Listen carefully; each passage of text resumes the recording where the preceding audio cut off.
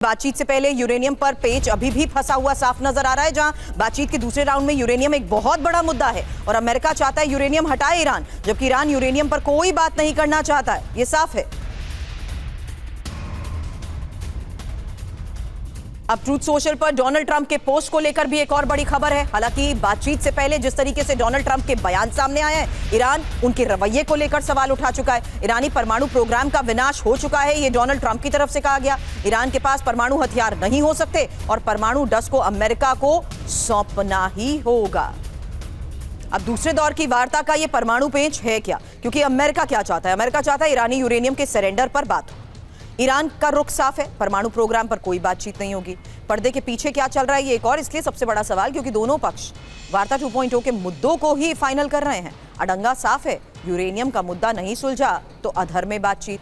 वहीं अंजाम क्या है? यूरेनियम की वजह से शुरू होने से पहले ही खत्म हो सकती है वार्ता। अब राष्ट्रपति ट्रंप ने ईरान को धमकी भी दे दी है। एक और बड़ी खबर सुनिए, जहां डील होने पर ही नाकेबंदी हटेगी। और ट्रंप ने सोशल मीडिया पोस्ट शेयर करते हुए यह कह दिया कि अमेरिकी नाकेबंदी से ईरान को भारी नुकसान, ईरान को हर दिन $50 करोड़ का नुकसान। अब सीजफायर खत्म होने से पहले ट्रंप के बड़े दावे को लेकर एक और बड़ी खबर है कि हम बड़ी जीत की ओर हैं। और डोनाल्ड ट्रंप ने जंग में अमेरिका की इसी बड़ी जीत को लेकर दावा किया कि हमारी सेना ने बेहतरीन काम किया। अमेरिकी मीडिया की खबरों को भी झूठा बताया, कहा डील नहीं होने तक नाकेबंदी नहीं हटाएंगे। तो ईरान यूएस वार्ता पर बन गई बात। इनसाइड स्टोरी जानिए, जहां अमेरिका ने कल दिन भर ईरान के रुख का इंतजार भी किया और जेडी वेंस के पाकिस्तान जाने पर भी सस्पेंस बना रहा। हालांकि ईरान में कभी हां और कभी ना की स्थिति भी बनी थी। ईरानी सरकार IRGC में सहमति नहीं बन पा रही थी और अमेरिका से पहले नाकेबंदी खत्म करने की मांग भी की गई। हालांकि आसिम मुनीर ने भी ट्रंप से नाकाबंदी हटाने की अपील की। ट्रंप ने मुनीर को भरोसा दिया कि वो इस पर विचार करेंगे। मिस्र और तुर्की के नेताओं ने भी ईरान से यही अपील की। आखिरकार कल रात मुश्तबा ने वार्ता के लिए हरी झंडी दे दी, लेकिन सीज फायर पर ईरान को ट्रंप का अल्टीमेटम। ये इस वक्त एक और बड़ी खबर बता दें, जो सीज फायर का समय निकलता जा रहा है। ये डोनाल्ड ट्रंप ने कहा बुधवार शाम को खत्म हो रहा है सीज फायर का समय नहीं बढ़ाएंगे। वह ईरान के पास नहीं रहेगा न्यूक्लियर एनरिचमेंट। अब परमाणु को लेकर होने वाली डील, परमाणु हथियारों को लेकर यह बड़ी खबर है। ट्रंप ने रॉयटर्स से फोन पर बातचीत करते हुए कह दिया कि ईरान के पास परमाणु हथियार का कोई चांस ही नहीं। परमाणु हथियार से दुनिया तबाह हो सकती है, मैं ऐसा होने नहीं दूंगा। अब डोनाल्ड ट्रंप की डील, धमकी और डायलॉग, क्या डोनाल्ड ट्रंप कंफ्यूज हैं? पहले कहा डील नहीं की तो ईरान को तबाह कर देंगे, बाद में कहा मैं खुद ईरानी नेताओं से मिलने के लिए तैयार हूं। पहले कहा हॉर्मुज स्ट्रेट में नाकेबंदी नहीं यूएस हटाएगा और फिर आसिम मुनीर से कहा नाकाबंदी हटाने पर भी विचार करेंगे।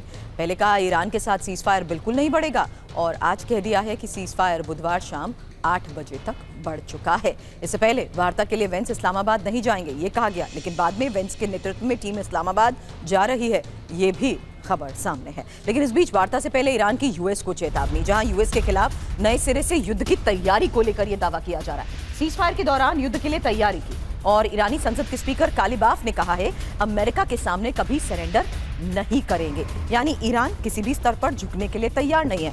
ईरान पूरी तरीके से युद्ध की तैयारी भी कर चुका है। यानी अगले फेज ऑफ ऑपरेशन को लेकर ही ईरानी संसद के स्पीकर कालिबाफ ने कहा है ईरान नहीं झुकेगा, अमेरिका से युद्ध लड़ेगा। कालिबाफ की यह चेतावनी क्या है? 2 हफ्ते में ईरान ने युद्ध की नई तैयारी की है और हमला हुआ तो अमेरिका को जवाब भी मिलेगा। जंग में नए कार्ड्स यानी नई रणनीति का इस्तेमाल होगा। यूएस दबाव बनाकर सरेंडर करवाना चाहता है।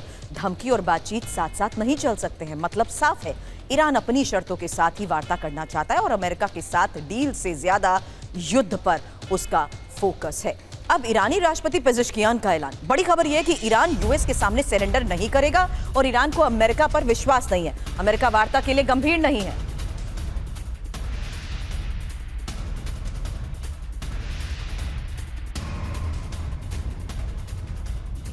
अब ईरान का अल्टीमेटम जारी रहेगा विध्वंस, क्योंकि डोनाल्ड ट्रंप क्या चाहते हैं? डोनाल्ड ट्रंप चाहते हैं अमेरिका की शर्तों पर समझौता हो।